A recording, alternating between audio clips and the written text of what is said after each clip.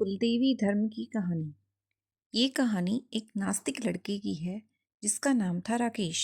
लेकिन उसे अपना यह नाम पसंद नहीं था, इसलिए उसने अपना नाम रॉकी रख लिया था। वह अपने गांव से दूर एक शहर में एक डांसिंग क्लब में काम करता था और हमेशा रंग भरी जिंदगी जीने में मशरूफ रहता था। सुबह से शाम तक उसका जीवन नाच गाना और शराब में ही व्यतीत होता था। एक बार की बात है, वह अपने काम से कुछ दिनों के लिए दूर होना चाहता था। दरअसल वह शोर शराबे वाली जिंदगी से बोर होने लगा था और वह अपने जीवन में कुछ बदलाव ढूंढ रहा था। लेकिन उसके गांव के अलावा कोई दूसरा स्थान नहीं था जहां वह जा सके। तभी रॉकी अपने दादाजी के बने गांव के घर में जाना तय करता है और कुछ दिन वहीं रहने का विचार बनाता है। दरअसल कुछ साल पहले रॉकी के माता पिता इस दुनिया से जा चुके थे और वह अनाथ हो चुका था। उसका आगे पीछे कोई भी नहीं था। गांव जाना भी उसे अच्छा नहीं लग रहा था, लेकिन मजबूरीवश वह गांव के सफर पर निकल जाता है। जैसे ही वह गांव की सीमा रेखा में पहुंचता है, उसकी नज़र एक बरगद के पेड़ पर पड़ती है जिसके चारों तरफ लोगों का हुजूम लगा होता है और गांव के लोग बरगद के पेड़ को लाल कलर के चंदन से रंग रहे हैं। रॉकी को यह सब देखकर अजीब लगा। दरअसल वह इन सब मान्यताओं पर कोई यकीन नहीं करता था। उसे यह सब ढोंग लगता था।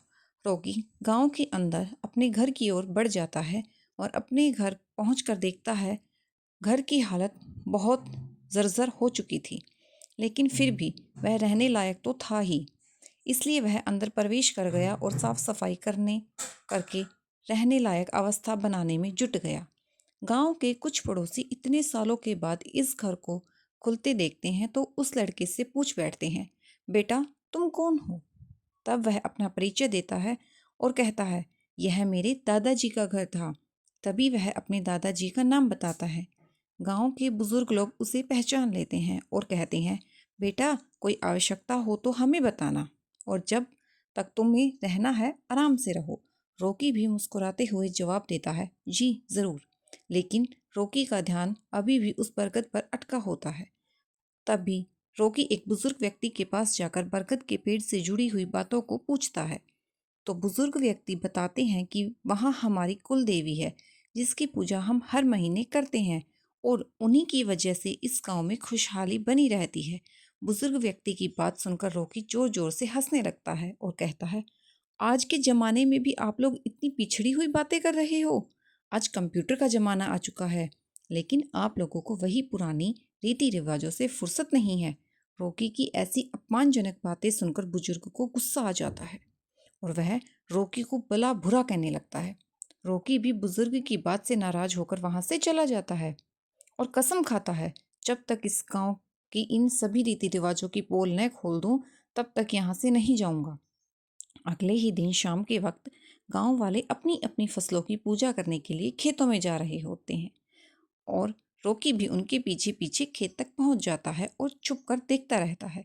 काफी देर तक इंतजार करने के बाद गांव के लोग पूजा करके वापस चले जाते हैं, लेकिन रॉकी के दिमाग में विरोध का ज्वालामुखी फूट पड़ा था और वह अपनी बातों को सच साबित करने के लिए कुछ भी करने को तैयार था। तभी वह खेत के किनारे दिए जलते देखता है और उसके दिमाग में आता है, क्यों न खेतों में आग लगा दी जाए। फिर कौन उनकी फसल की रक्षा करेगा? अब देखता हूँ कौन सी कुलदेवी आती है बचाने। वह गांव वालों के खेत में आग लगा देता है और देखते ही देखते आग बढ़ने लगती है और रॉकी गांव की तरफ तेजी से भागने लगता है ताकि उसे कोई देख न सके।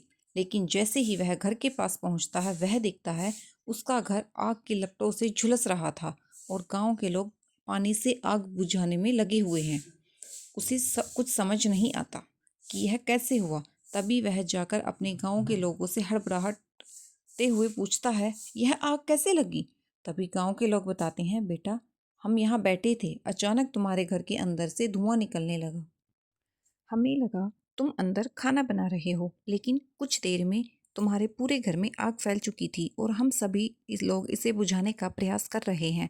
लेकिन रॉकी को अपनी गलती का एहसास हो रहा था। उसे लगा कि अब गांव वालों को मैं क्या कहूँगा। तभी अगले ही पल एक किसान दौड़ता भागता आता है और कहता है, अरे चलो देखो, किसी ने हमारे फसलों में आग लगाने की कोशिश की है। और गांव की भीड़ अपने खेतों की तरफ भागने लगती है और रॉकी भी उनके पीछे पीछे जाता है ताकि किसी को इस पर शक न हो। लेकिन जैसे ही रॉकी खेत के पास पहुंचता है तो खेत पहले की तरह लहला रहे होते हैं और जो आग रॉकी ने लगाई थी वह केवल फसल के किनारे तक ही बढ़ी थी। रॉकी समझ चुका था, जरूर यह कुल देवी की महिमा है। और वह उसी बुजुर्ग के पैरों में गिर जाता है जिससे उसकी बहस हुई थी और सारी बात बता देता है। गांव वाले भी उसे उसकी नादानी के लिए क्षमा कर देते हैं। अगले ही दिन रॉकी कुल देवी के उसी बरगद के वृक्ष के नीचे जाकर गांव की परंपरा के अनुसार पूजा करता है और हाथ जोड़कर कुल देवी से अपने अच्छे भविष्य की कामना करता है। और इसी के साथ वह गांव को छोड़कर भी चला जाता है। लेकिन इस घटना से एक नास्तिक व्यक्ति को आस्था से जोड़ दिया, और जो कि कुल देवी का ही प्रताप। ऐसी ही और कहानियाँ सुनने के लिए हमारे चैनल को सब्सक्राइब करें। Thank you.